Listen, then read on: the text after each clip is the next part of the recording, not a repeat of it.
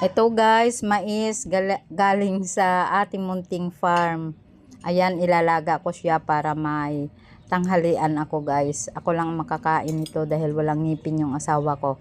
Ayan guys, nilaga ko na siya at ayan, kakainin ko na. Kain tayo guys.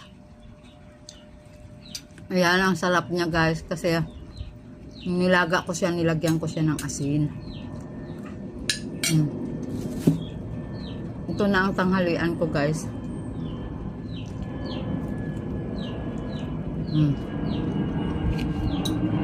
Sarap.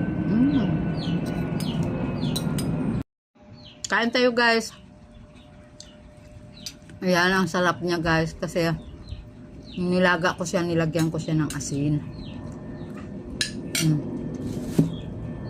Ito na ang tanghalian ko guys.